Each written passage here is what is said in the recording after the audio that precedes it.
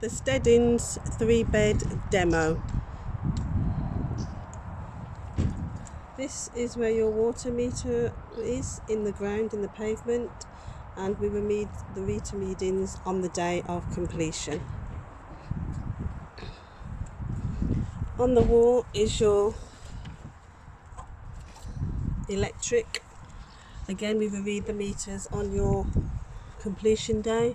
This is the emergency to switch off if it's an emergency, and then this would be your reading.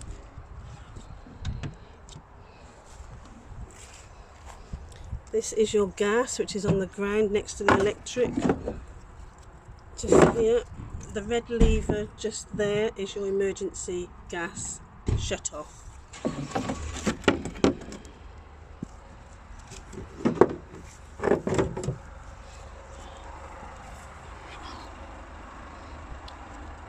You have a doorbell and you have an outside light.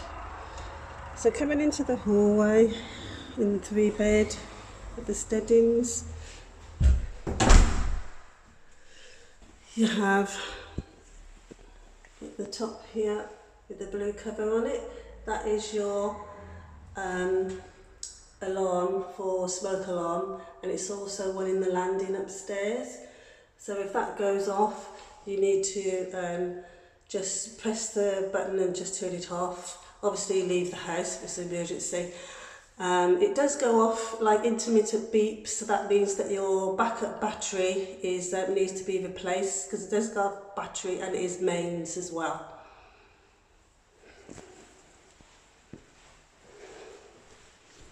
In your lounge area, you've got your thermostat for your central heating. You flick this down, it's got instructions how to program it, but really it's just easy, you just turn it up and down with the arrows. I'm going to turn this one down a bit, it's quite a warm day today, and then you can turn it up with the arrows. We recommend that you do an ambient of around 18 degrees to admit any shrinkage in the house. Also in the lounge, you get a TV and a telephone telephone here. These are not live. You need to make them live with the telephone, with the provider you want to use. With the TV aerial, you need to put your own aerial in the loft or on the roof. Or I believe, I don't know if you need it for Sky, but they're not live until you actually make them live. So the wire for the TV aerial is in the loft ready, and the wire for the telephone is at the front of the house for whatever provider.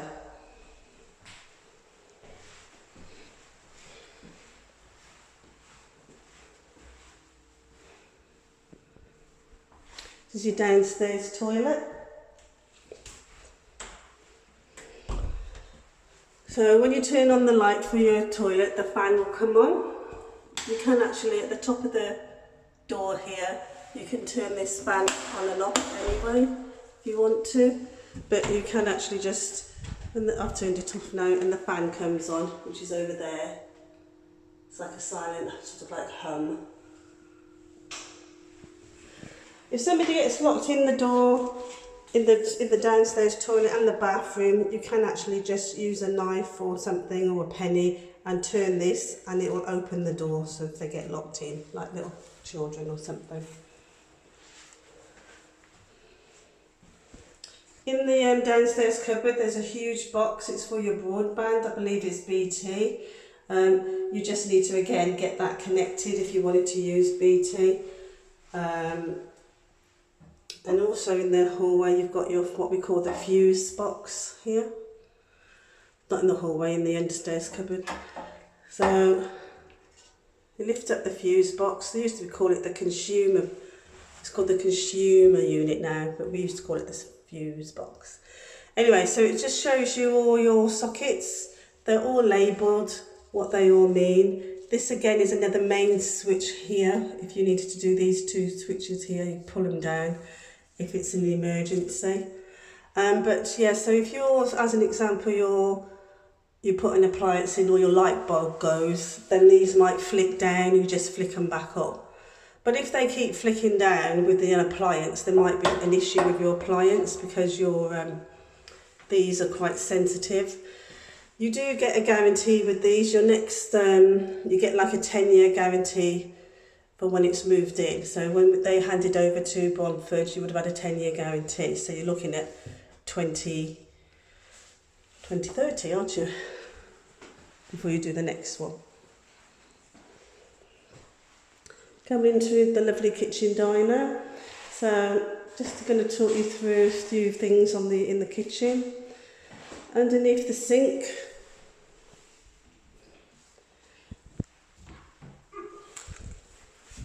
so we're underneath the sink now, and this is your mains water tap to turn it off for emergency.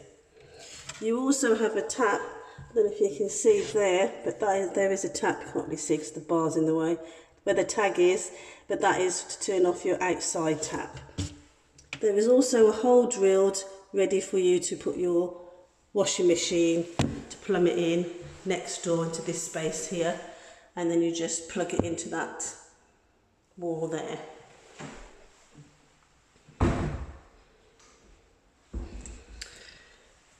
In the boiler is, so we recommend that you service it every 12 months because it's, you know, your central heating and your water. Now we recommend that it's got to be within, it's fine at the moment, it's in the V of this bar. I don't know if you can see the V of that bar there. So if there is no hot water or heating, it may be that your pressure is low and it's gone down. You can, if you feel confident to, they've shown you, they've put some little tags on, but you can actually, I don't know if you can see that tag there, and then there's some blue buttons there. So if you turn the blue buttons, that actually switches on the water, turns on the water, and it just very, very slowly, see if the gauge goes up. That is all we recommend that you do. Anything else, you need to get a plumber. We only recommend that you do that if you feel confident to do so.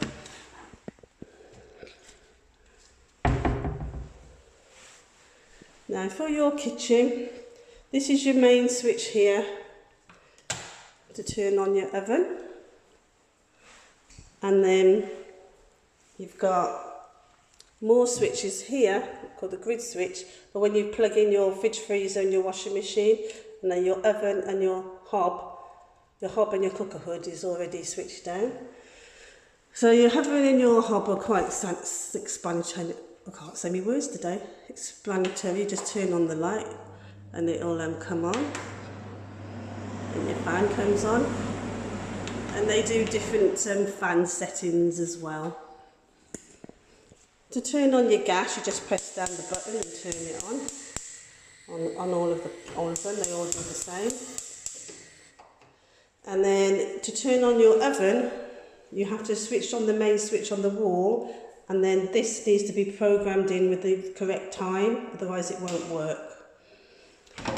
We recommend that you actually put whatever your first meal, or before you do your first meal I should say, just turn it on quite high for about 20 minutes, 15, just to burn what they call burn out the oven so you don't get a horrible smell when you put your first food in. I'm going to turn that off now. There you go. It's off. So in here as well, you do get another alarm. In here, it looks like a smoke alarm. We've got cover on it, but it is actually a carbon monoxide alarm. And again, it's wired and it's got a backup battery. So if you hear beeping on that, it means your battery's gone. Obviously, if you hear any more louder noise, then there's an issue with your boiler. You need to call a plumber ASAP. You do also get a fan in here as well. The switch for that is just as you're coming in through the into the kitchen, the top here. It comes on when your light switch comes on. Again, you can turn it off. So in the middle of the ceiling, you've got another cover on this, but it's actually the smoke alarm. And so this is all connected to the one in the hall and the one upstairs. So the mains again and battery backup. I'm going to quickly go upstairs and just show you a couple of things.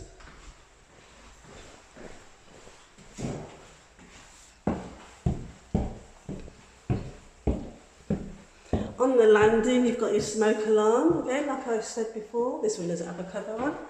And then you've got your loft access here.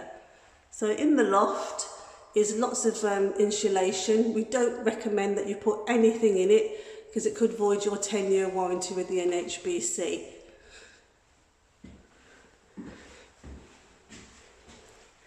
In your bathroom, you've got your heated rail, towel rail. Now this one doesn't have a knob in it, I don't think. No, they don't. So this is your mains one for your radiator.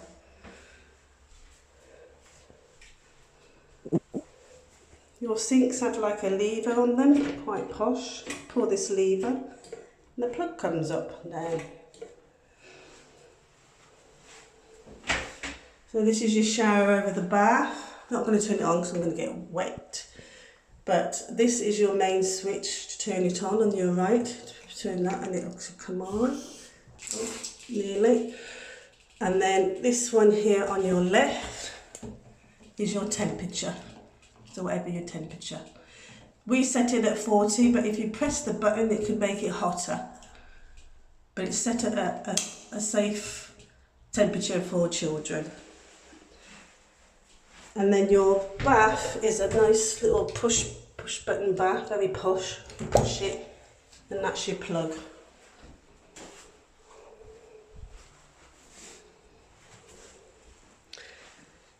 So I'm just going to show you upstairs in your bedroom. You have a button in your bedroom, so this window is locked, but it is a button, so you just press it and it will open. It has a little catch on here, but if you wanted to make it wider, you push it slightly forward, pull the catch, and it opens the window wide. So it's good for emergency access as well. On your windows, you've got window vents. I don't know if you can see. So if you push those forward, these will give you air in the property, and it will help your house dry out more evenly and less shrinkage in the house. So that is the 3-bed demo at the Steadings.